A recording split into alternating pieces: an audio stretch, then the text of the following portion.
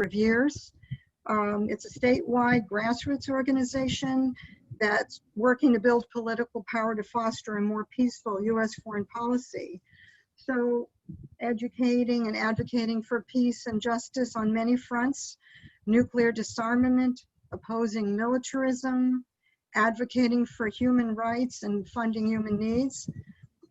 The devastation of war cries out for a new foreign policy that relies on cooperation. Now we know that's a long way off, but that's what we'd really like to get done. The current work to end U.S. wars includes those in Syria, Iraq, Yemen, and Afghanistan, the wars that we are not doing, we're not helping. Those wars on those countries are devastating. So we believe instead of funding the military-industrial complex, we should shift the spending on good green jobs and to support human needs. And there's a strong basis to link the work for peace with the movement to save our planet from irreversible climate change, which I know affects communities of color disproportionately. Also, we see the same militarism and systemic racism that's oppressing people here in communities of color and colonized communities such as the indigenous peoples. These have been waged against Black and Brown and indigenous peoples around the world for decades. So there's a real link there. So we want to work to foster a just peace in Israel and Palestine. We oppose racism and bigotry, including Islamophobia. So this really means a major overhaul and step-by-step and very challenging process. We feel there's a real link between police violence here and war abroad. So this is part of a series of webinars. There have been a few before this one, and there will be a few more after, and they'll be shown on another slide. So it's part of the Anti-Racism and Peace series. As you can see, there's another one coming up tomorrow night that is going to feature Carleen Griffiths-Sekou in conversation with Jared Hicks. And in September, mid-September, September 14th, there's a militarization of the police and the 1033 program. That's where the military equipment gets supplied to the police. So essentially our goals with these Zooms are that we really want to learn from the resurgent movements, the organizations, the people,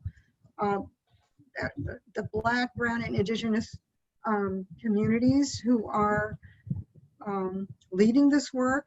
And we want to connect with activist organizations who are confronting punitive policing and other injustices. And that means not just, learning, it means acting. So that's our goal, is to act, but we want to act in a respectful way that respects the direction of the movements themselves. And while there are a lot of different variations among demands among the different groups, we feel that there's a way that eventually, we want to really take it from the street. So tonight's Zoom meeting is part of that, and we are very much looking forward to learning and hearing from you. We also have to discuss, I guess, a little bit about the process. So as a moderator, this is probably the most I'm gonna talk in the whole meeting, but I want to moderate as tightly as possible to maximize your time to present as well as other people's time to interact. We have also, for questions and answers, some questions were sent ahead of time, and Cole and possibly other people are going to look at those and try to group things together. And otherwise, you can put them in the chat. Because this is a Zoom meeting, we don't have the Q&A tool, we have the chat tool. And finally, I think that's it. Am I missing anything, Cole? I think you said it. Okay, so I want to start off by introducing Alex Ponte-Capellan, and it's in microscript on my screen, but Alex has been involved in prison abolition work for quite a while. Grew up here in Boston, experienced firsthand lots of stop and frisk. And what he went through really motivated him to become an organizer, and he's got many accomplishments so far in his life. And they're on the screen, and they're so tiny that I can't read them all on my screen. But we're going to start off with Alex, and I will then, when it comes down to like a minute to go before the end of your time, I will start to signal you, okay? So I don't know that we need to show this anymore because we want to see Alex, and he's going to speak. Hey guys, thank you so much, Massachusetts Peace Action, for inviting me. This is such an important conversation.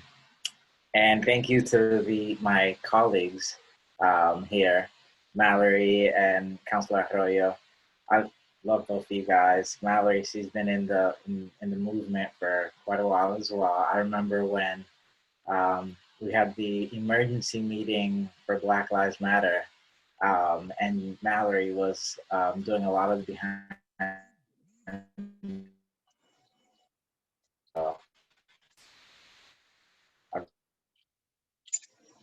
He's the man. I swear.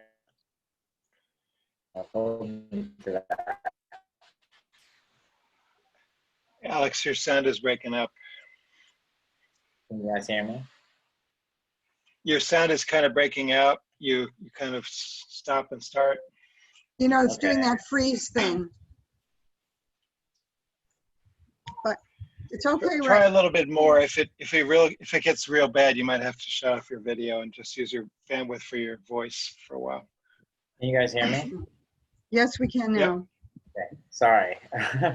Yeah, my internet seems to be a little spotty. So for tonight, I basically want to start off by just talking about some of the bigger picture stuff, and I'll let my colleagues bring it home with more specific things and what we're doing here in Boston. So I want folks to understand that what we mean when we say defund the police, and I want folks to connect that to basically that defunding the police is an abolitionist strategy. And finally, we're going to share a little bit about what folks here are doing in Boston. So what do we mean when we say defund the police? So I actually want to share a little bit more about one of my first experiences with the police, to talk about what I mean specific, like me personally, what I mean when I say defund the police. A lot of my close friends know this, but not everybody who knows me in my professional world thinks that I got arrested. But when I was in the 9th grade, I was arrested in my high school, my math class actually, for possession of marijuana. And I remember the day very clearly.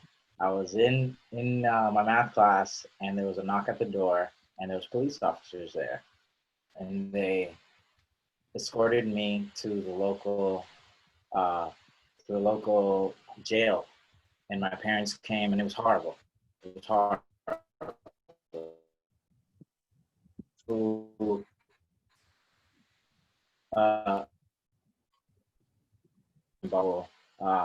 And I really felt that going to that school, I had an opportunity to make it, you know?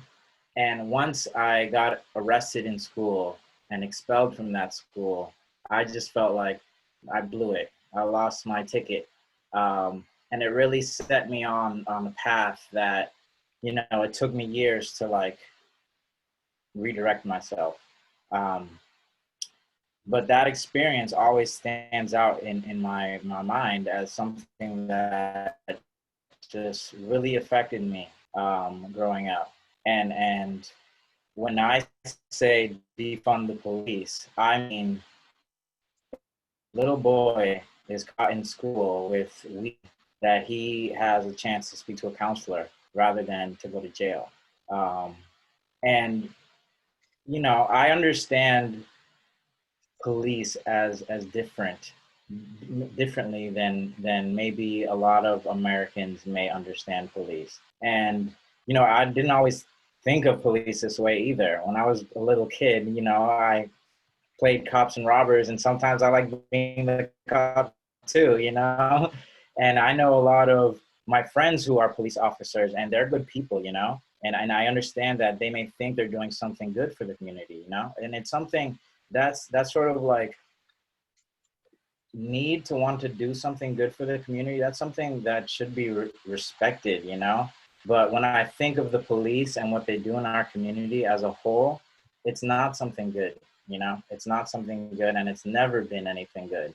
It started, you know, a lot of the folks here on the Zoom call may know the history of the prison abolitionist movement and everything, but a lot of folks on that are watching on Facebook may not know some of that history.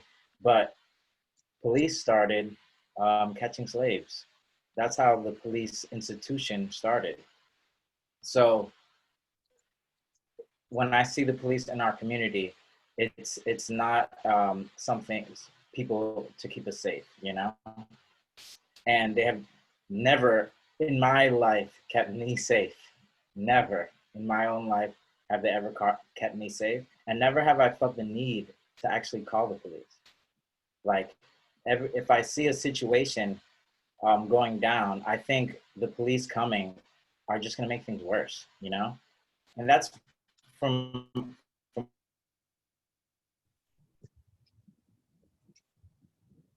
volunteer to read the first slide. Can folks see this? Not yet. Okay, 1 second. Okay, here it is. Okay, now we see it. So, a volunteer, can you please read this slide on abolition? Okay. You want to volunteer to read that? Yeah, Yes, go ahead, Cole, read it. Abolition, noun. Prison industrial complex abolition is a political vision with the goal of eliminating imprisonment, policing, and surveillance, and creating lasting alternatives to punishment and imprisonment. Critical resistance. Thank you so much for reading that. So that's a definition by Critical Resistance, which is a group founded by Angela Davis, Rose Braz, Ruth Wilson Gilmore in 1997. And I feel like it's a very good representation of what I mean by abolition. It's really creating a world where we won't need police and prisons. And this world actually isn't really that foreign, you know? There's many neighborhoods right now that have very few police in it, and those neighborhoods choose to give more resources to their schools and to things like that rather than policing. So it's not really a foreign idea. We just want our neighborhoods to reflect some of the other neighborhoods that receive more resources, you know? And I will share another slide here. So this is basically where defunding the police fits on the road to abolition. It's one of the first steps that we can take.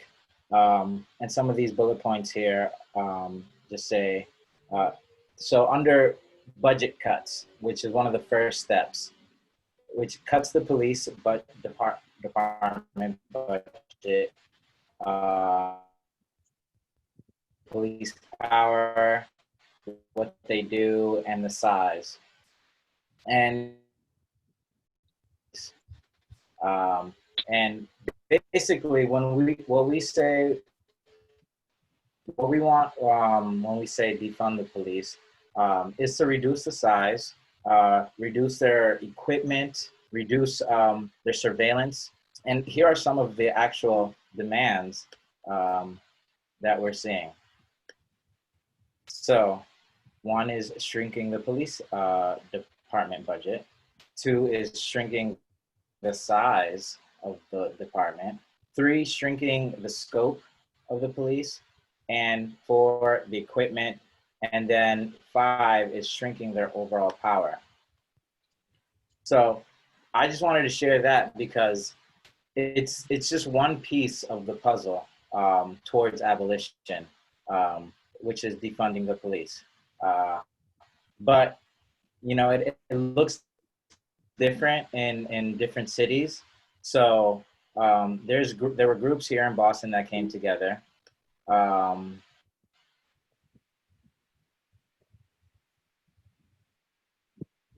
Around the police budget hearings that were happening here in Boston.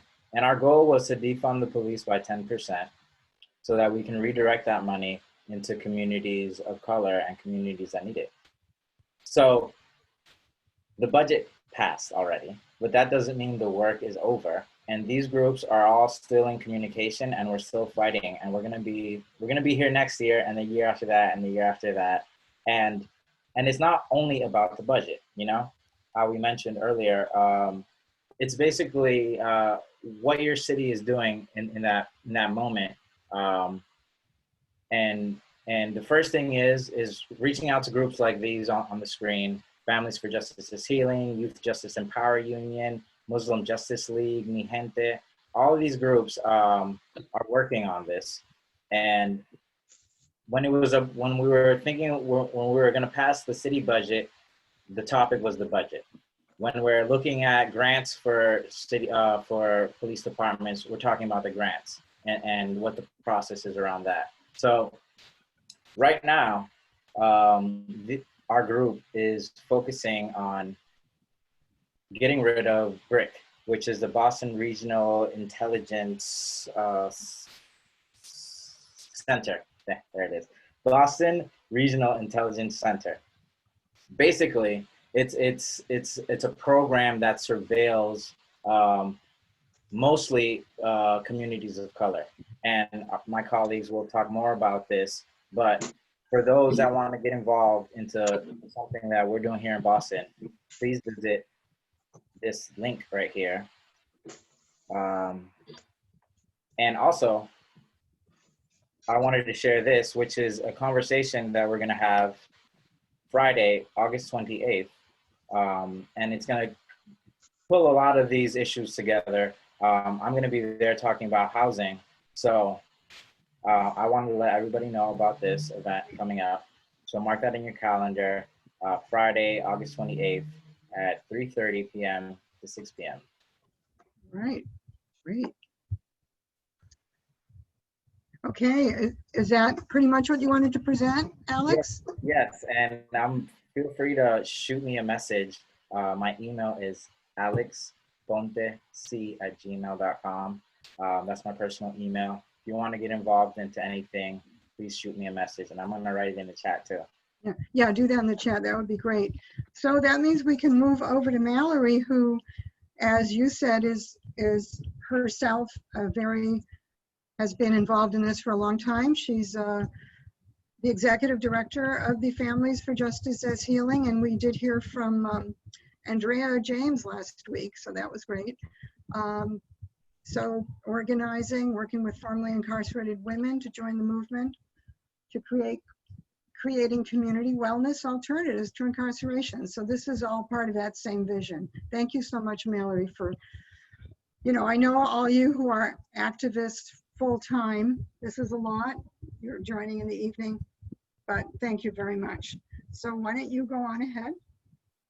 Thank you so much for having me, Mass Peace Action. And Alex, thank you for including me, and thank you for all your organizing. And Councilor Arroyo, happy to be here with you and super grateful for your stance on the city budget, and also on your work. I know you're going to share about talking about the type of surveillance and disproportionate surveillance that Black and Brown communities are experiencing. So I'm going to go ahead and share my screen so I can stay focused on some slides that I've created to share with all of you. And I am hoping that I can nail the presentation mode this time. So again, I'm Mallory from Families for Justice as Healing. Families for Justice as Healing was founded by Andrea James and other women at Danbury Federal Correctional Institute. Our sisters who were incarcerated started organizing themselves inside the prison in 2010 when women were completely excluded from the national conversation around incarceration. And then when they were released, they continued fighting to free their sisters. So Families for Justice as Healing is that local work here, and we're very proudly part of the National Council for Incarcerated and Formerly Incarcerated Women and Girls, which is working around the country. And we are, our members live in communities where millions of dollars per square mile are spent on policing and incarceration. So we consider the Defund Police movement work to be integral to what we're doing to stop the flow of our sisters and our loved ones into jails and prisons. I want to share what our organization did in terms of participatory research about the impact of police on Black and brown women's lives. So we interviewed 150 women in the most incarcerated corridor in the Commonwealth of Massachusetts, which stretches from Nubian Square to the Franklin Hill Field projects. It was 150 women who are formerly incarcerated and women with incarcerated loved ones. And from their experiences, we learned what we already knew to be true, right? Which is that women are arrested for surviving poverty, violence, and abuse, as well as for their experiences with using drugs and their experiences with mental health. So the majority of women that we interviewed were Black and brown women, and the majority of those women were arrested for the first time before they turned 18. So I want to thank Alex again for his courage in sharing his experiences being arrested as a very young person, and that's also true for Black and brown women.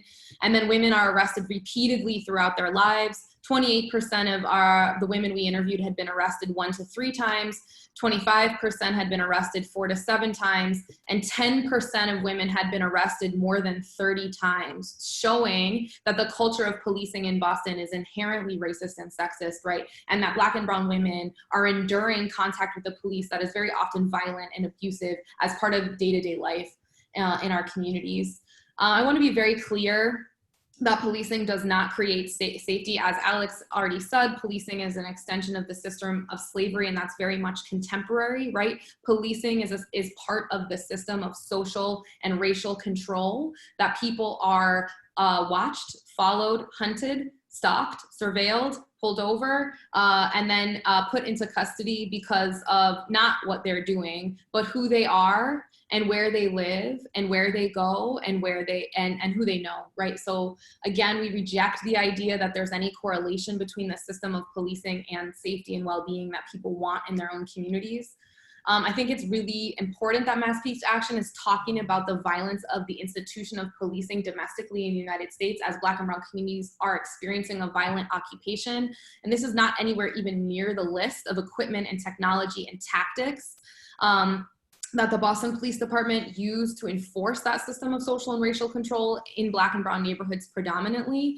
And I want to, as a white woman myself, talking with other white people, including my own parents, relating to the idea of how Black and brown communities policed is difficult if you haven't seen it or experienced yourself, and yet we know it to be true. So the idea of during the summertime, driving down the street and seeing people pulled out of their cars, posted up along a fence, sat down along the sidewalk, people corralled, people held outside for hours, people being detained, that looks very different than white neighborhoods in Boston and white suburbs of Boston. So we are organizing at FJA to shift resources away from those systems of harm and punishment and directly into both funds and processes that are completely controlled by Black and brown communities. And those Black and brown communities are creating what different looks like completely outside of the system that we have. And that also includes outside of the city system, right? And that we're demanding that resources be funneled directly into community funds and community organizations outside even of City Hall, which struggles with racial equity itself, even beyond the police department. So this is the moment, right? We can do something different.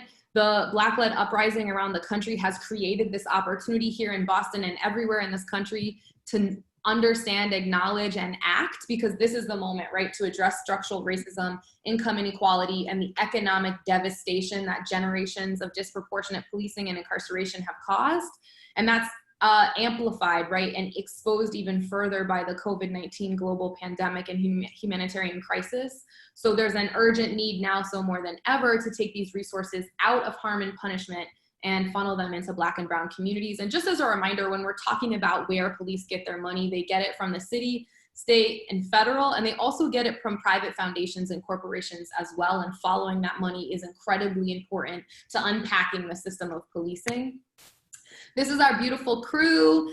We were outside City Hall. You can see some of our demands on the sides there. You can see Tracy Mack in the yellow. She is the Black woman who is leading our people's budget process. You can see our participatory defense members. You can see community members and residents. You can see allies backing up these demands.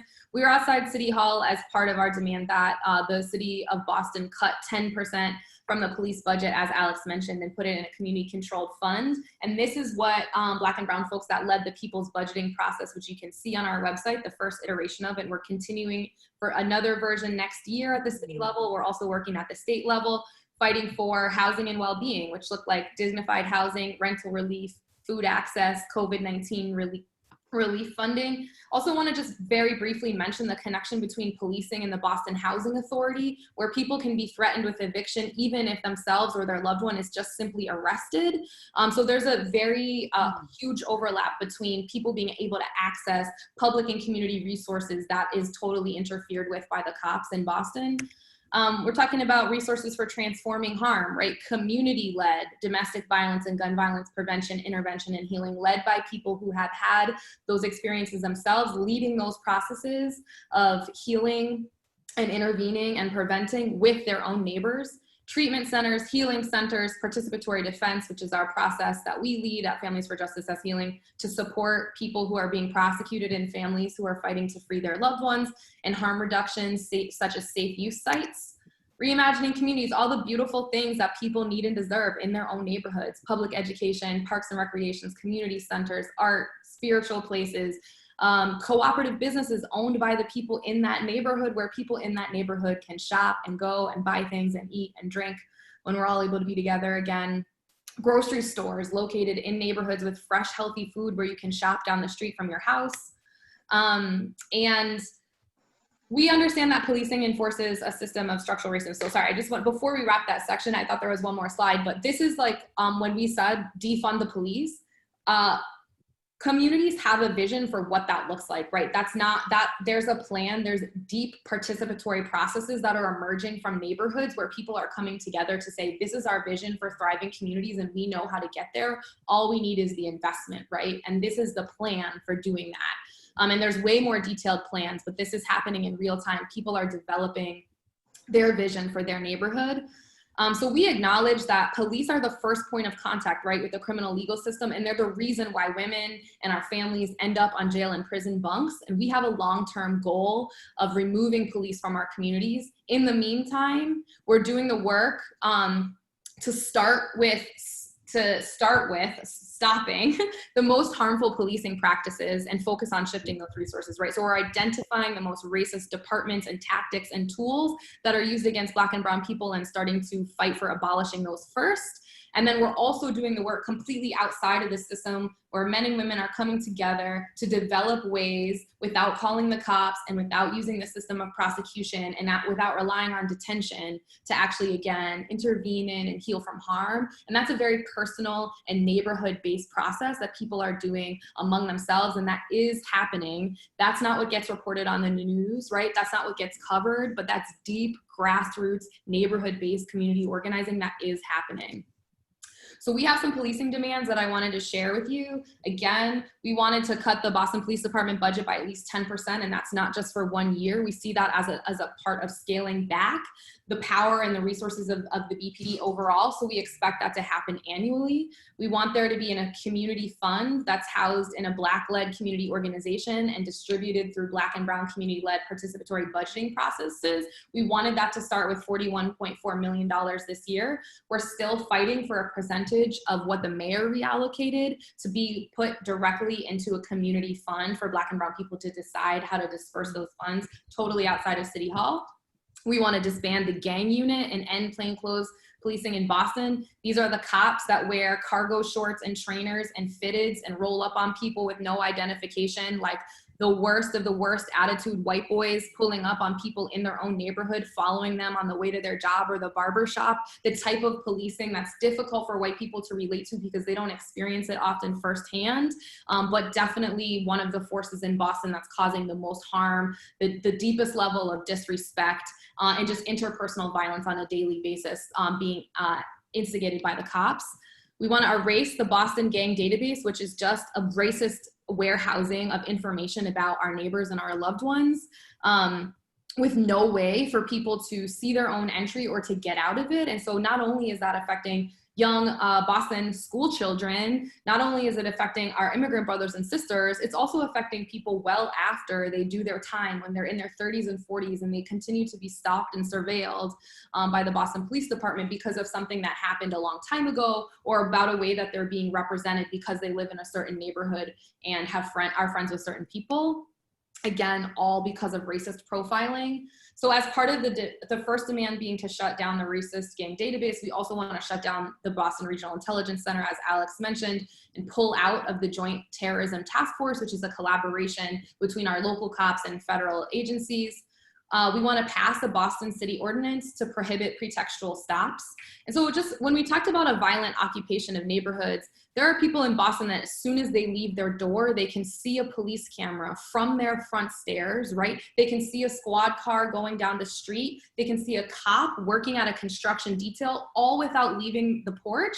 And the force of the BPD is on folks just entering public space, right? Just taking their first steps outside the front door. That's the level of enforcement that people are experiencing. And pretextual vehicle stops is another step, right? That Black and brown people's Fourth Amendment rights to just be able to move through space to protect themselves from unlawful search and seizures are violated on such a regular basis, because these stops are happening that allow cops to do investigative searches just because somebody's taillight is out, right? Just because they allegedly made a illegal right turn. And this is an excuse for the cops to constantly bother, harass, and invade the privacy and the personal space of Black and brown people as they're driving, and just totally affect the way that people are able to move through the city, but also starts to funnel people into the criminal legal system based on these searches, which are completely disproportionate, and white people do not experience anything like that at that rate. And that's also true of stop and frisk, stops on the street as well. And one disturbing piece of information that I wanted to share with folks about stop and frisk in Boston is that the Boston Police Department themselves report that 70% of the people that are targeted for these stop and frisk are Black people, and Black people make up about 22% of the city population, so wildly overrepresented. In addition to that, 40% of the time, the Boston Police Department does not have probable cause or reasonable suspicion to make these stops, which is just an admission that some of the time, a significant percentage of the time, BPD are making racist profiling stops with no other excuse than the person was a person of color that they wanted to stop. And we believe that a city ordinance at the city level or a state law at the state level could ban these types of stops and make it more difficult for cops to enter evidence against people as a result of these vehicle stops and stop and frisks. And we support our brothers and sisters in the movement who are working to remove cops from Boston public schools. As Alex mentioned, we are fighting right now in real time, and you can join us to stop the City Council from authorizing an $850,000 grant from the Executive Office of Public Safety and Security, which is a state agency, to the Boston Regional Intelligence Center as an attempt, again, to start to drain the brick of their resources. They want to hire data analysts, and our argument is if the way that you're collecting data is unlawful, racist, invasive, harmful, traumatizing, and the data that you're collected is inherently racist, it has racial bias in it, then anything an analyst is putting out of the brick is also racist, right? It's not worth doing it. We don't want to see those analysts hired. We want to see the brick be disbanded. And unfortunately, the Boston City Council did recently approve $150,000 for cameras in two neighborhoods, both in Geneva as well as the South End. So we can see, even as there's a public movement to defund the cops, they're still getting resources for additional surveillance and technology. And there was a $1.3 million federal grant for the cops for coronavirus supplemental emergency money. And while that money couldn't have been reinvested, we're not able to do that with those grants. It just goes to show you how important the strategy of defunding is, because they have access to what feels like infinite resources to continue business as usual in Black and brown communities, right? So there's a real need to interrupt the flow of this resources and technology into the hands of the police.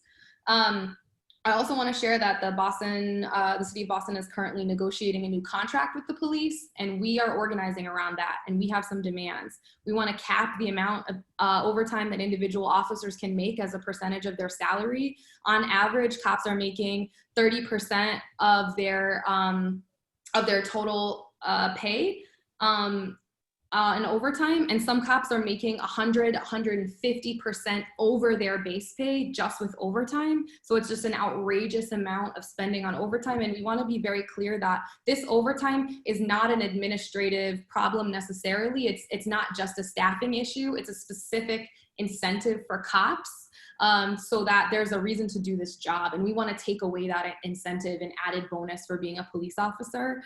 We want to cap on total police spending. We want to... Melly, just hold on a sec. Yep. Could you wrap in a minute? I mean, this is so wonderful and rich, and we definitely want to share it. But sure. Yes, I'm almost done actually, and I can just skip to the end. Thank you. Thank you.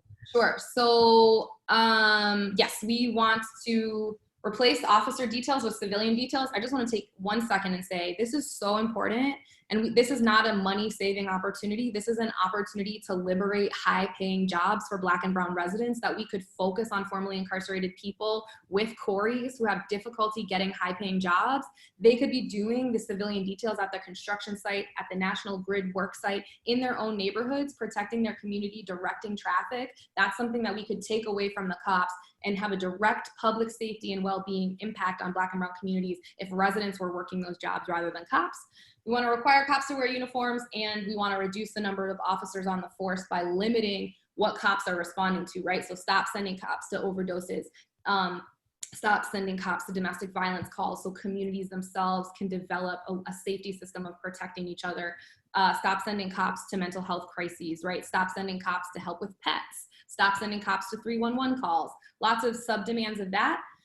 We just kind of, I can skip past this, but we're focusing on the contract because the police contract negotiations serve the interests of the police and not communities. And this is just a last pitch that we need community controlled processes, right? Led by the people most impacted by policing, incarceration, and gentrification in order to be able to create well-being and address the root causes of harm. So thank you so much. Thank you so much. And this is a wonderful resource to have, wonderful in the sense of giving us information on the importance to do, the things that we should prioritize acting on now. So we want to definitely share that beyond who's on the call and a number of folks. This will be recorded. It is being recorded, so it can be shared more broadly. I know I'm going to look at it again myself. So thank you. I want to now turn it over. I want to introduce briefly Councilor Ricardo Arroyo, who is going to be joining us, and he has to leave at 8, but we are looking forward to hearing from him. He's got a lot to say about what's been going on as well, and I really appreciate that he's my counselor. So take it away, Councilor Arroyo. Thank you so much, everybody, and thank you, Mallory. And also, if it hasn't been said, we just suffered another tragedy in Jacob Blake in Wisconsin. And so I'm a little bit heavy-hearted as we go into this, but I'm going to try and keep this short so that I can actually get back question time. We had a budget before us in June. I voted against that budget specifically because it didn't take enough away from BPD in their overtime specifically.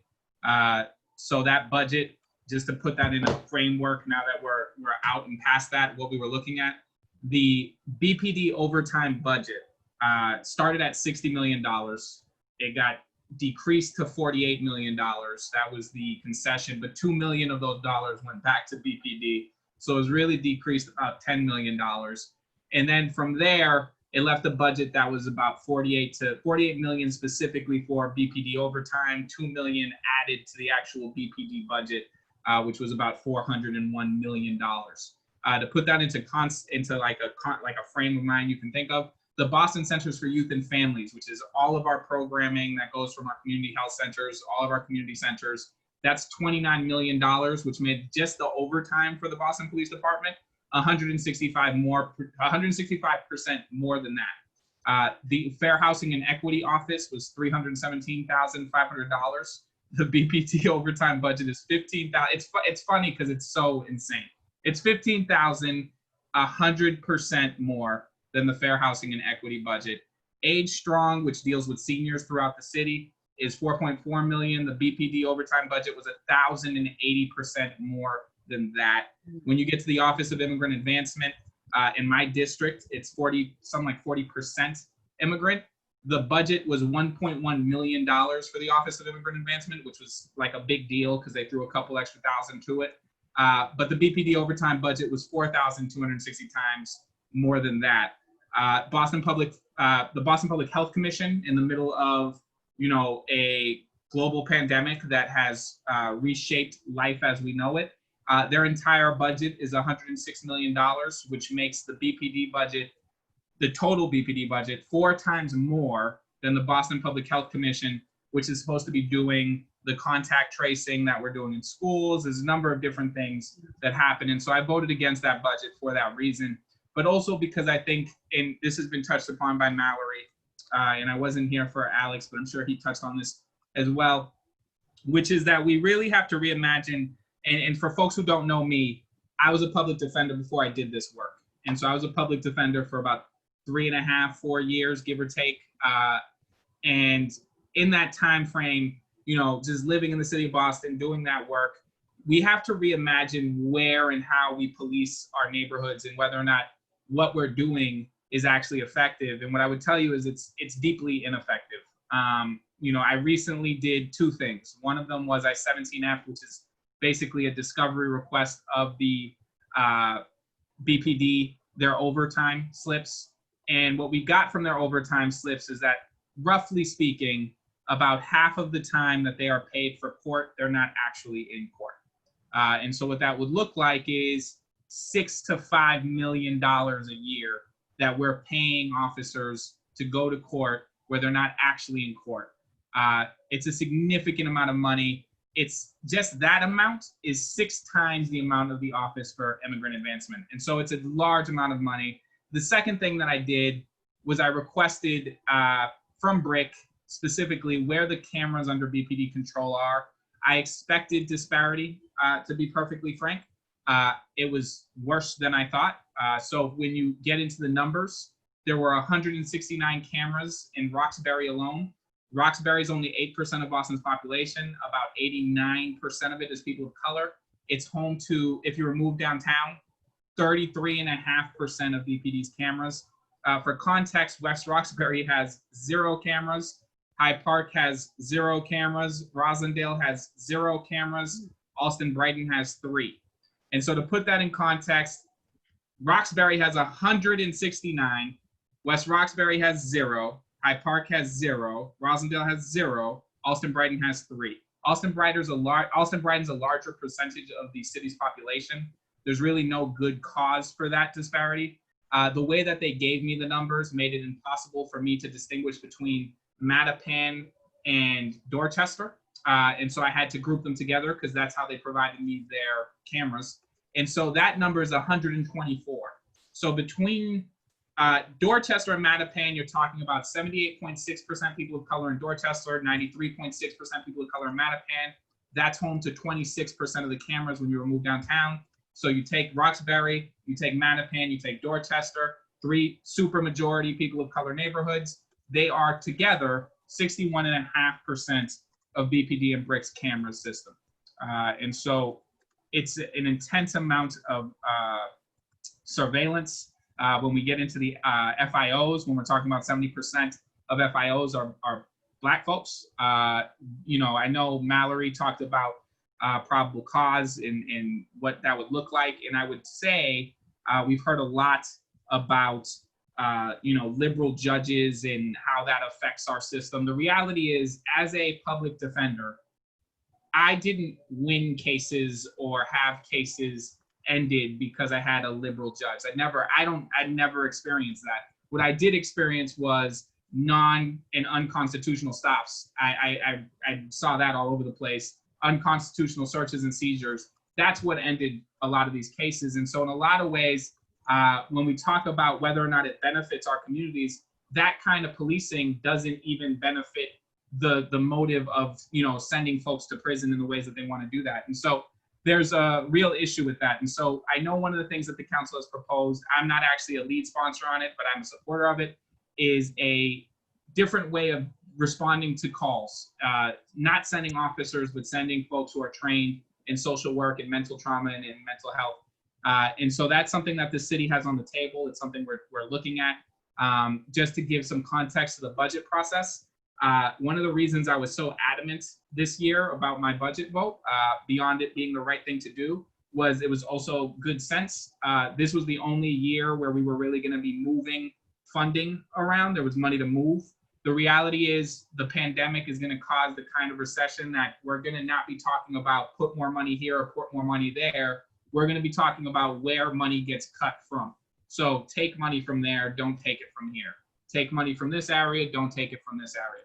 And so that's really where the conversation's likely to go in the next 2-3 years, according to our budget folks. It's in a down year due to the pandemic. And so that's what we're looking at there.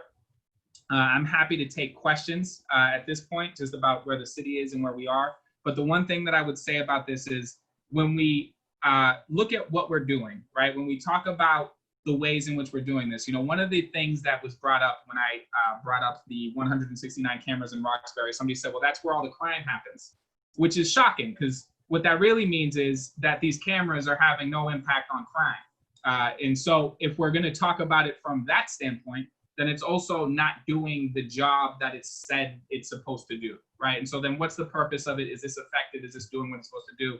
And I think what we know, at least I know deeply, is when we talk about policing, we're usually talking about police coming in to deal with the symptoms of systemic racism and the ways in which that impacts people's lives, whether it's housing, mental health, poverty, all of these different things that are affected by a number of different ways. But policing isn't a systemic change to any of those things. Policing is there to deal with all of the inequities that cause those elements to have these kinds of reactions that in society we prefer we not have. Violence, you know, any kind of theft, any kind of outbreak of something or other that would be considered societally unacceptable. Those things are all caused by individual things that policing can't get to. And so when we talk about where we put our money, a question on that is whether or not we ever want to treat the actual disease or if we want to just treat the symptoms. And for me, policing does a poor job of treating the symptoms, but you could argue if you wanted to, I don't, but if you wanted to, you could argue that policing treats some of these symptoms. But in reality, it does a poor job of that. And if we were going to take that money and redirect it, we should redirect it towards the things that actually do the work that we know needs to be done, whether it's mental health beds, whether it's treatment centers, whether it's actually providing people with housing or employment opportunities. And so I'll just leave it there before questions. But basically, we have to reimagine and really be effective and vocal about what we know works, as opposed to what we know hasn't worked and won't work and isn't built to work. And so that's where I am on that. Okay. Okay. So questions. I don't see any in the chat at this point, except for people that wanted links. What do you have, you all? Cole, etc. I have a couple in the chat and some that were submitted earlier. Do you want me to read a question? Sure. Okay, so Linda Bessam asks, how do you respond to the recent full-page ad in the Boston Globe on the state policing bill? That could be taken by any of the panelists, I think. So I wrote a op-ed in the Globe with Congresswoman Ayanna Pressley, specifically about qualified immunity and our need to make sure that that stays in the bill.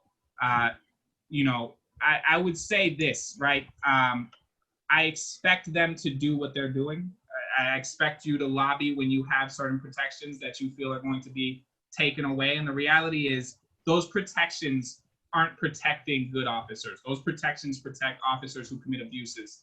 And so when we talk about qualified immunity and its place in society, when we talk about, whether or not it should exist or it shouldn't exist, I don't believe that it serves any real purpose that benefits people. And for that, I took to the Globe, specifically with Congresswoman Ayanna Pressley, to speak out to that point about that. I just wanted to also mention about that if you read the finer print at the bottom of the ad, it's very clear that the ad was paid for by policing associations, right? Which are, as the counselor just mentioned, there to protect the interests of the police and not of the community. So their tactic, it was a public relations stunt, right? It was the messaging that was trying to counteract the organizing that's happening on the ground. And it's very intentional and a calculated move. And we don't have the resources that they have to do that. So we can't afford to take a ad in the Boston Globe. So thank goodness the counselor got an op-ed in, but I think that's part of why we're doing the mobilizing that we're doing like this, right? We're talking across race, we're talking across community. This is the type of base building and backup building that we need in order to be able to counter the message that these professional organizations are doing, really to protect their income and not the well-being of our communities. And I think it's very clear, and it's also an acknowledgement of the people power that we're building, that's the response that they need to have in order to counteract the movement, right? So we just have to keep going. We just have to keep building power, and we just have to keep articulating the demands that are coming from most impacted communities, which is that policing is not creating safety. There's a vision for what different looks like. We just need to be listening to it and funding it. And one thing I would add to that, if I could, is that one of the things that I heard a lot from reps was that their office phone calls were getting flooded with not just police officers, but police officers' families. And they were very good at mobilizing in that way. And I know when we were dealing with the budget vote, we certainly were receiving, thousands and thousands of emails, not as many calls, but we were receiving a large number of calls as well, but much, much more presence in emails. And I think folks underestimate how much taking a second out of your day to call an elected official and leave a message actually does. Sending an email, what that actually does. The reality is the more they see something, the more it's on their mind. And so I would recommend finding a way to have like a contact list for your current actual rep, your current actual senator, to make sure that they're receiving it. And it's not just, this is really important to me too, it's not just for the folks that are opposed. The folks that are in the trenches supporting it sometimes need that reinforcement, the ability to say, I received this, or I have this coming to me. And so it's really important to also reach out to the folks that are in support of it, just to let them know that you support what they're doing so that they can carry that too, because if they're only receiving calls from opposition, it's easy to drown that out. And so I would just say it's really important to really engage. This is a participatory sport, right? So it's really important to engage in that way. Great. Hey, actually, this is a question that Claire asked herself last week, and I'm just going to read it out again. What community programs and infrastructure would you prioritize for funding, and how can we best advocate most effectively in solidarity? Claire, I don't know if you want to expand on the question before they answer it. No, it's fine. I'll give mine, and then I'm sure Mallory will give hers. I really want to expand our trauma team. A lot of what we're dealing with is traumatic. And so what we're talking about from the standpoint of COVID, just take COVID, right? And the 750 to 800 deaths that we're experiencing right now and how that's impacting different folks.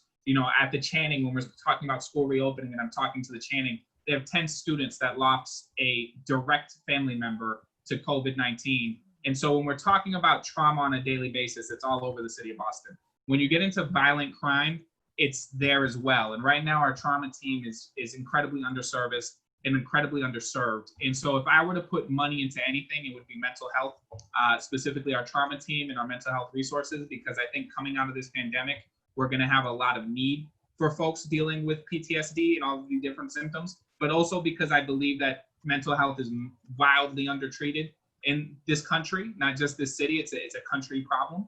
And so if I were gonna focus my funding anywhere, it would be there. It would be on youth programming. And then I think there's also a soft area where when I was a public defender, I was always frustrated. You know, there's programming for folks between the ages of 18 and say 26. When you get into your 30s, you tend to get written off by the system. And I think we have to find a way to create programming for folks who are in their 30s, in their 40s, trying to find work, trying to find housing, trying to find a way to be stabilized. Because generally speaking, these programs are built for the younger ones. And there's a number of reasons for that. It's easier, I guess, to fundraise when you're working with youth. But there's a number of different reasons for that. And I think the city can step in and fill the void on that. Thank you. And I know there's other questions in the chat. Shall I keep going, Claire? Yes. So Richard Kreshnik asks, was the $10 million overtime cut the only cut to the police budget? Was there any chance for additional cuts? This is a budget question, so I'm assuming this is for me. So that was the entirety of the cut. Yeah, that was it. And just so folks understand the budget process, because I think we're probably going to get a budget referendum on the ballot this year, which allows you to vote to move the budget making process from the mayor to the council. Here's why that's kind of an important thing. The mayor right now gets to write the actual budget. So there's no line items like your state rep might be able to write a line item and add it to the budget. You can't do that on the city council. So what happens is the mayor presents a budget, and then it's like a opening salvo. So he presents that budget every year. Every year since the history of this process, the city council rejects that first budget unanimously. That's the starting point for negotiations. You then negotiate over what you're trying to move. It's really speaks to the work of activists that the issue this year was what the police budget looked like, because without that activism, that would not have been where the conversations would have been. And so when that happened, they cut 10 million from that, and then they presented a new budget, the second budget. At that point, the city council doesn't get to change anything on the budget. They can vote up or they can vote down. That is it. And so generally speaking, the power for the city council is to say no to this budget, send it back to the mayor. He then has to make a third budget and send it back. The last time that happened was in like 1986. They did a little bit of a scare campaign, said everybody would have to go to a 112 budget, which is a monthly budget using what last year's budget already said. So they did that, so there would be these huge layoffs. I don't believe there's any actual truth to that. The state, for instance, is on a 112 budget right now as we speak, and has been for several months. But it was enough to, I think, move some of the supporters from a no to a yes, and we ended up with an 8-5 budget passing. But frankly, it takes a power from us. Our only power is to get a fully written budget and say yes or no, and then ask for the cuts to be made. It's dependent on the mayor to do it. If this budget charter reform happens, then we would write the budget, and then we would present the budget to the mayor. It would be sort of a switch in the process. And I wanted to make a plug too, in addition to charter reform, which is critical to more people being involved in the process, there also are people-led processes that the city could transition to, like there are in other cities. So participatory budgeting is a real thing. It's a real process. It's a people-led process. And I think if we start to, like we're following community leadership on developing processes that allow way more people to be involved and Black and Brown communities to direct and control spending in new ways, and also to just sort of shift the direction of city decision-making towards people's assemblies, like towards hearings that people can actually attend, right? And so the way that people can currently engage with the city is so limited. And I think that this is a beautiful opportunity that community organizers are really asking, why do we do any of this way? How else could we do it? And how could communities be in greater control? And so that's a beautiful outcome of this sort of season of organizing. And I think a lot of fruit is gonna come from those questions. And I'm excited to continue working on that piece of it. And also there's a lot of different ways that the city sets up money and spends it, like different funds, like what we have to consider what it means that there's a racial justice, or what, I forget what Ricardo would know, Councilor Arroyo would know, the racial equity fund that's like private money being raised that's then being directed sort of by the will of a very few limited number of more wealthy people, right? And so also thinking about all of the ways that the city controls the resources and all of the ways that fundraising happens on the city level and the ways that communities can be in much greater control of all of that and all of those pots of money. Yeah, thanks, Mallory. And my next question was going to go in that same direction. It's from Aaron Taylor, and he says, regarding your discussion of community visioning alternatives to policing and defense, how can we learn more about these participatory processes? How does it really work? The groundwork for viable alternatives to police that communities want in order to feel safe. Beautiful. Well, totally. So I shared some resources in the chat of Families for Justice as Healing. And I sort of mentioned when I was talking, these are really neighborhood-based processes, like street by street, neighbors talking with each other and working together. So I think that that's really important. And I think, you know, just think about the issue around fireworks, or I can share a story from my street. This is a really small story that kind of exhibits, like, if we dream of abolition, all of us need to take more responsibility for where we live and who we live around and how we take care of each other, right? And if we can't do it in the small ways, we're going to struggle to do it in the bigger ways, although people are doing that right now, right? People are talking about very serious incidents of harm in their own neighborhoods that might have happened recently or might have happened a generation ago, and people are still feeling the impact of that, and they're talking together about what needs to be dealt with for people to be able to move on in a healthy way from that experience, or continue living among one another in a way that's not going to lead to more violence. But I'm going to tell a really simple story. It's ridiculous, but I learned a lot, and it made me both sad and scared, but also excited for the future. Off on my street for, like, when I say days, I mean like days, like, and all night. And nobody did anything. Everybody just accepted the condition of this terrible sound. And we could have gone outside and been like, whose car is this? Or knocked on a door, or just been like, hey, walking down the street, hey, did you hear that car alarm? Do you know whose car that is? Can we just, like, tell them to unplug their battery? Or can we have them, like, can we Google car alarm sound? Can we work together? But nobody did that. And it escalated to a situation where a white man who I perceived to have been drinking came out from the house across the street with a baseball bat and was beating on the ground in the middle of the street, making a huge loud banging sound, saying, like, swearing, expletives, like the worst type of hateful language about this car alarm. And the person in the house directly next door to him came out and said, this is my car. Like, you're being really threatening right now. I can't come down and deal with it because you're, like, making a commotion in the street. Then there was an argument between these two folks. And then the cops came, and the power dynamic, the race dynamic was that this was a Latinx family in this house, and this was a white man with a baseball bat. And by the way, the cops gently brought him up to the porch, had a sit down. You could tell they were laughing and joking. And then they moved on, and the person eventually came down from the house, and they unplugged their car battery. This could have gone so left on so many different levels. It could have led to an arrest. It could have led to an incident of violence, because people who lived across the street and next door to each other didn't take responsibility for what was happening and treating each other good and just handling a very minor situation.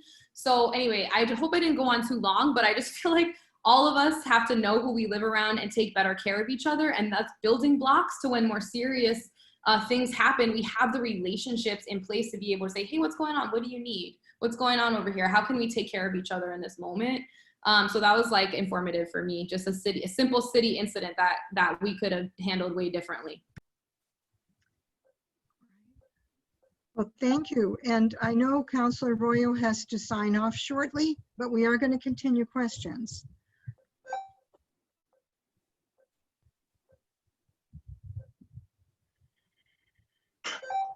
Okay, I'm just fumbling around in the chat here. Sorry about that. And it looks like Alex had to sign off as well. Alex reported that he was having tech problems, but he seems to be back. I'm not sure. This might have been for Ricardo, but what is the best, from Dakota, what is the best way to engage with your council member, or, for example, in stopping the EOPSS grant? Is the email often best, or should one be attending the meetings?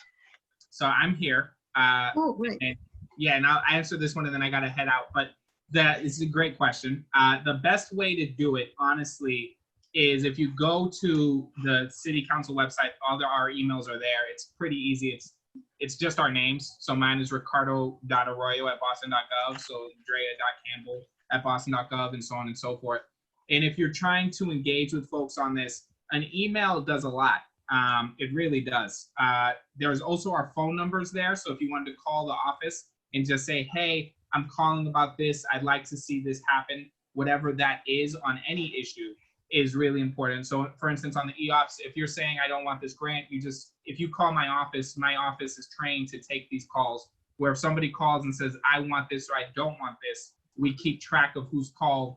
And we usually, if there's a question involved, we'll send somebody, if it's not me, it's my budget or policy director, to speak with them about whatever their question might be. But we're trained to take those kinds of calls. And if you call or you email, you're very likely to make contact. I know for my office, both of those things will get you contact, either or.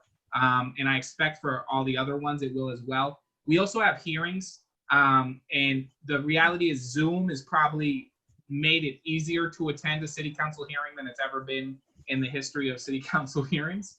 And so if you come in at a Zoom hearing and you email the person, and this is something, if there's a hearing happening and you're aware of it and you don't know what to do, email my office, that's fine, or email any office, and they'll tell you who to email to leave public comment at the end of that hearing. And that's usually incredibly powerful if it's done well. And so that's another way to do it. Just wait for the specific hearing and do your public comment at that point. Great. Also get on email lists. Yes, that's true. Great. Hopefully that's helpful. Thank you. Thank you, everybody. Thank you. I appreciate it. Thank you for your time, and thank you, Thank Matt. you. That was informative. Thank you, Councilor. Hope you have a good break. Here's one from William Thomas. What is the status of police SROs in schools in Boston? Mallory, I think we lost Alex. You're our remaining panelist. Do you have info on this one? Yeah, so the Boston Public Schools has money for the SROs in their budget, and they have decision-making power over that force. And then there's I think there's an additional 75 police officers paid for by the Boston Police Department in schools. And an issue that I would also bring up around policing in schools is the squad cars, the BPD squad cars that are outside of different schools. Like if you think about Madison Park, and I've just never seen that in the suburbs. I've never seen a series of squad cars parked outside of a school for children being released from the school. So just even the dynamic around how school children are treated in and around their buildings is like really different. But I'm not leading organizing on cops out of schools, although EFTA is in full support of that. Other organizations are doing some of that work. And I would defer to those. Some of the members are involved with the Defund BosCops campaign as well. I think Student Immigrant Movement is really doing great work around cops in schools. And I think some of the young people collectives like FTP, they're doing great work on that issue as well. Great. Okay, and here's the second one from Aaron Taylor. It seems that a lot of the budget changes being suggested are directed towards treating the disease of systemic racism, which sounds like a longer-term approach to keeping communities safe. Are there budget lines directed at a shorter-term transition, treating the symptoms you mentioned of violence, and he may mean that Ricardo mentioned, I'm not sure, and crime that may continue as we transition to an ultimately more just system? In other words, can you break it down between short-term and long-term? Yeah, I think they're related. Programs. So the first thing I would say is that Black and brown communities are doing this work. So the People's Budget, I can't pitch it hard enough. That was a beautiful collective process of people coming together, and it's continuing, right? It's not a one-time thing. People didn't meet once to write a document. It's actually a group that meets multiple times a week coming out of EFTA. Right now we're on Zoom as well, which has also been like nice for folks maybe to get to meetings in the middle of the day when they might not have been able to. But that's about a rewriting about what people expect in their own neighborhoods and what people's visions for thriving look like. So I do think that there's obviously steps, but you bring up a good point that healing isn't immediate, right? That there's been generations of intentional disinvestment and abandonment of Black and brown communities, and that's gonna take time to adjust and to heal. And it starts with getting everybody what they need in the way that they need it and want it. So that's like the vision of Black and brown communities. I will say housing is incredibly important. And that means housing regardless of your criminal record. That means housing regardless of your sobriety status. And so much of the access to public housing and places to be physically in Boston depends on you not having a criminal record and you being sober at the time. And if we continue to criminalize people and that criminalization leads to people not having housing, then we continue to see people in crisis and chaos. That's completely imposed by the city deciding who's worthy of having housing and who isn't. So when we start to hear about social programs and then the standards that you have to meet to get it, right? That's a white supremacist model deciding who's worthy of getting resources and who isn't. And we need to like wholly reject that. And that goes for anything. Another thing that came out really big out of the people-led process coming out of Families for Justice as Healing is the idea that about 1% of the contracts that the city pays out goes to Black businesses. So it's just an unbelievable element of structural racism that Black businesses are not able to get money from the city. And it's also an indication that people are not able to receive programs or services or shop in businesses from people that look like them, from where they're from and have been through what they've been through. So that's just like an extreme need to make an immediate investment in Black and brown programs, businesses, providers, and leadership immediately. So I don't know if that answers the question, but I do think that if we recognize that there's been hundreds of years of systemic racism in the system of social and racial control, it's going to take some time for people to be able to heal from that and get what they need, but we need to start immediately. Thank you. I just spoke with Alex. He's going to try to join by phone, or he's having some issues. Poor guy. So, one thing is we are, right now it's 8:11. We're thinking of having a couple of breakouts. I mean, one breakout of 10 minutes. That way people can have more exchange. And we thought if we could put you, Mallory, in one, and if Alex can get back on, and other folks are willing to do it. I mean, it will just be like about a 10-minute discussion, then we'll come back and wrap. Sounds great. Okay, here we go. So we're going to go into breakouts. And you've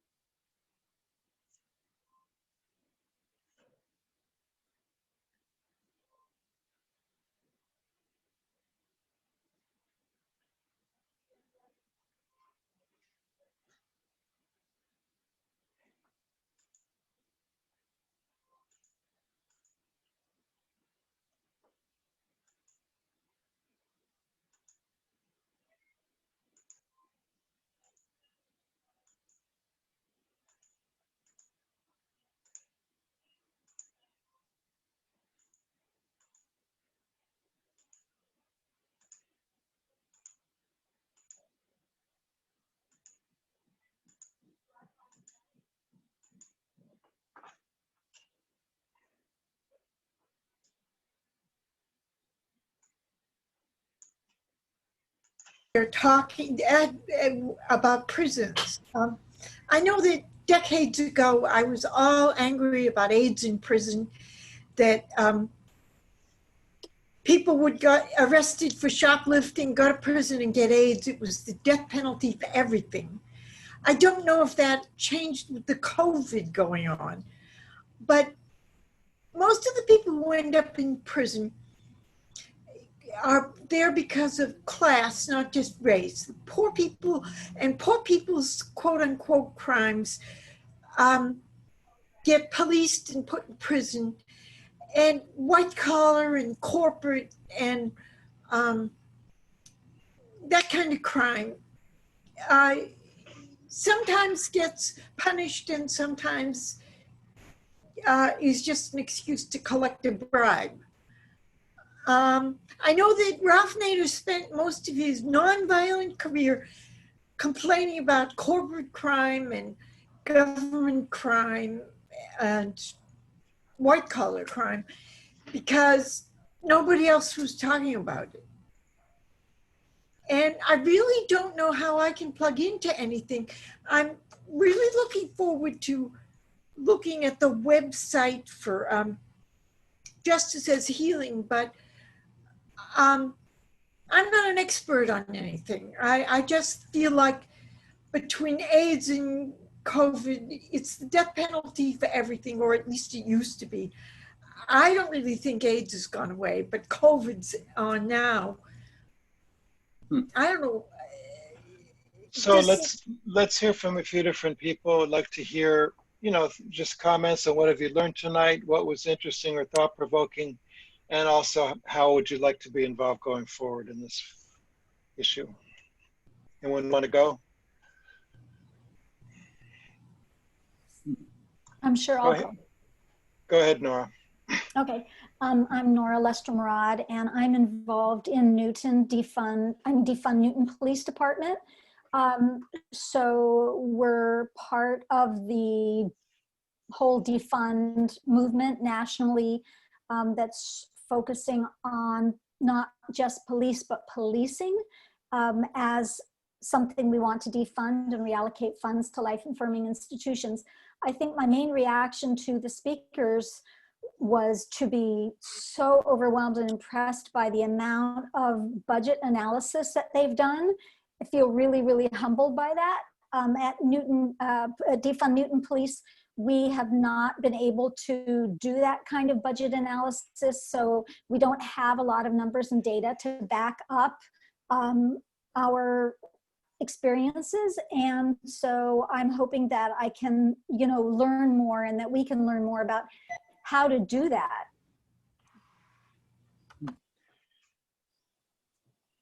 Yeah, anyone else?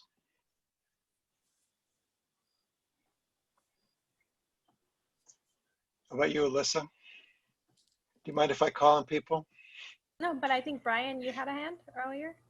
Yeah, I just wanted to address one thing that Ricardo mentioned, which was surveillance. It was just those numbers where I used to live in Austin, Brighton. I never saw a police camera. I guess there's 3 of them in all of Austin and Brighton, which is a rather large area, and there was crime. It just seems like that is an incredibly clear example of just racism. All the police cameras are in Roxbury and Mattapan, and some in Dorchester. I'm interested in learning more about surveillance, because it's something that I really oppose, but I didn't see it. I've been to those neighborhoods, but I just wasn't looking out for it. And I know I wouldn't like to live, with cameras watching me all the time. I think that is something that I'd like to get more involved in. Trying to get rid of those police cameras. Now, Brian, when you mentioned the police cameras, do you mean the body cameras or just cameras in general? No, cameras up in neighborhoods. That's what the councilman was talking about, and the disparity between the number of them. Yeah, not body cameras, but stationary surveillance cameras in neighborhoods. I think it sends a bad message to people too. Oh yeah. I think it really tells people that you're the others, you're being watched. I just think I've never been in favor of surveillance cameras. I know they're very popular in the UK, or not popular, but in use. I really would not like to see that expanded here. I think we need to push back on it. Thank you.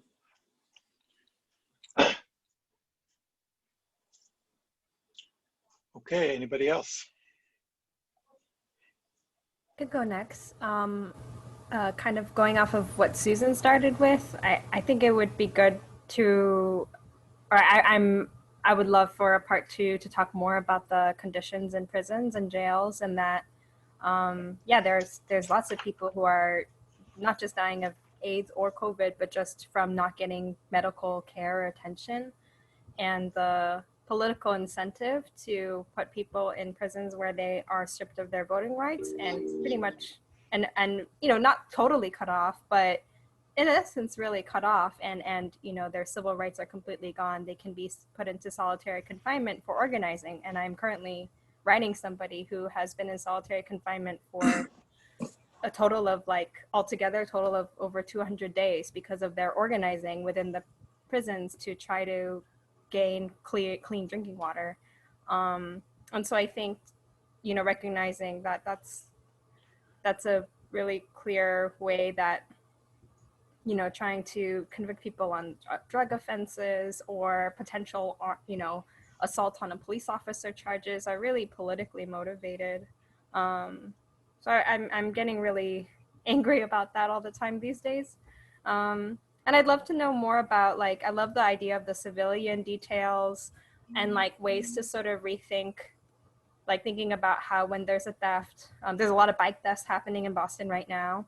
And a lot of people who are dealing with that, trying not to go to the police, but also, you know, losing their form of transportation that they've invested so much money into, and needing to figure out like how can they get their bikes back without involving police. Similarly, you know, you have to file a police report in order to get a renter's insurance claim, and or to report a sexual assault on a bus, or, you know, on public transport. So trying to figure out, I know that there's lots of creative solutions to that, but something that's like easy, you know, something that has a 3-digit number to call in the same way that we have 911. So I'm sure there's a lot of ideas around that. I would love to hear more about that. And I'm definitely inspired to do more of the calls. I get the surge action hours, but I try to do them, but I'm much more inspired and motivated to actually send the emails and make calls every time I get that now. The person in prison that you're writing, are they here in Massachusetts? Yeah. Wow. Yeah, so Massachusetts has a ton of environmental justice issues in the prisons where they don't have access to clean drinking water. Their drinking water is smelly and darkly colored, and during the summer, they usually don't have fans, let alone air conditioning. Wow, just the use of solitary. It's going to boot us back to the main thing in a minute. But anyone who hasn't spoken, like a last word?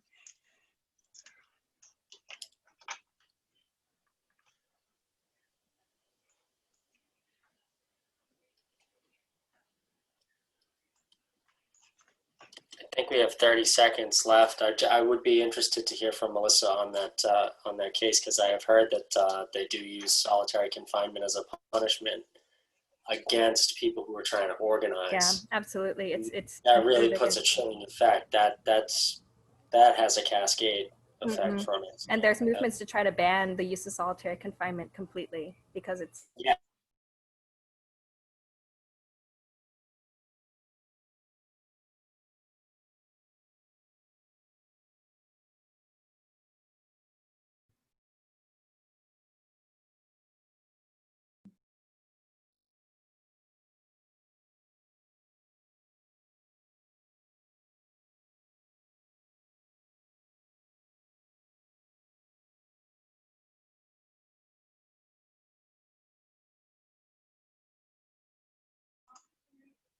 Claire, you're muted.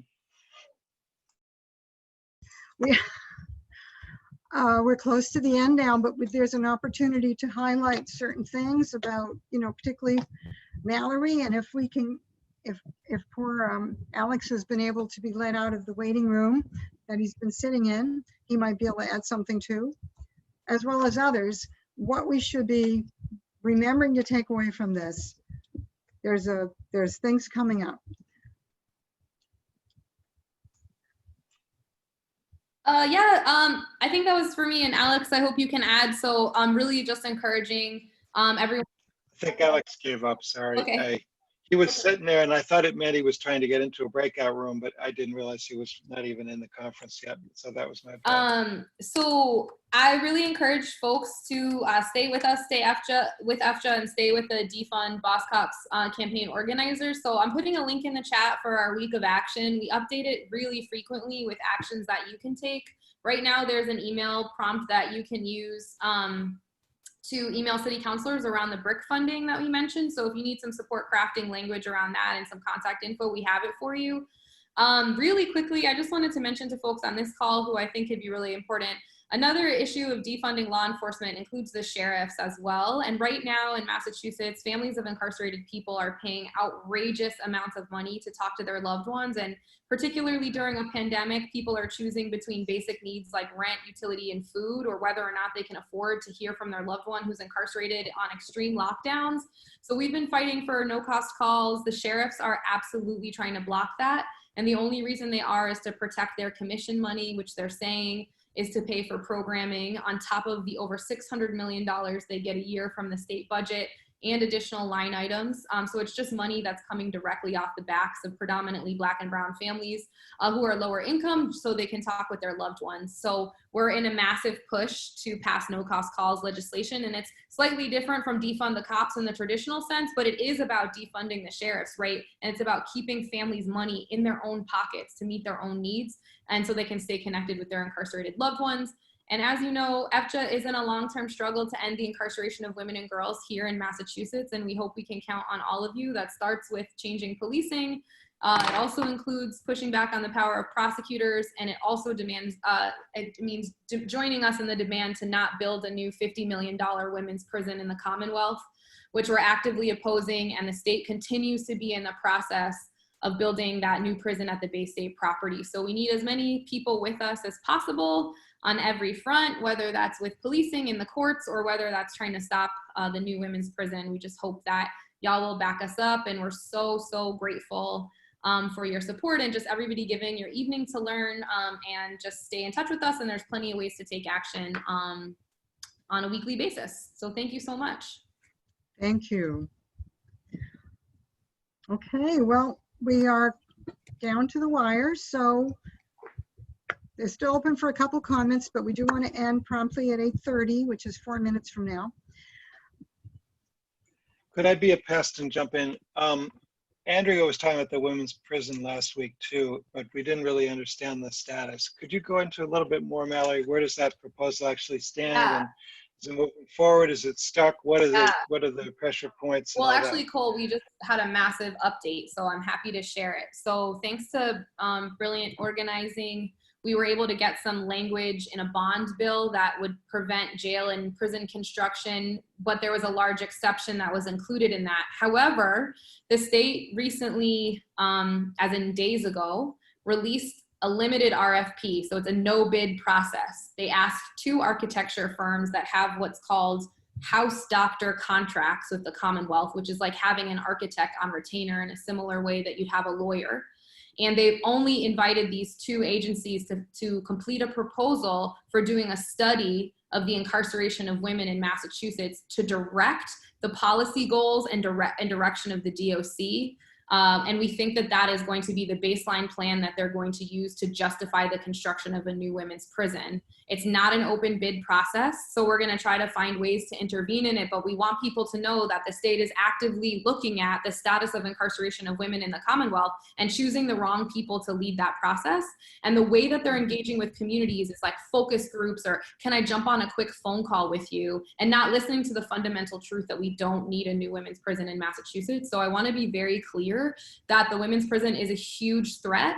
Just because the bond money wasn't authorized from this set of bonds, like there was another group of bonds that were authorized years before that that they could use for construction. And unfortunately, in the governor's plan, there's an allocation in his capital plan for FY21.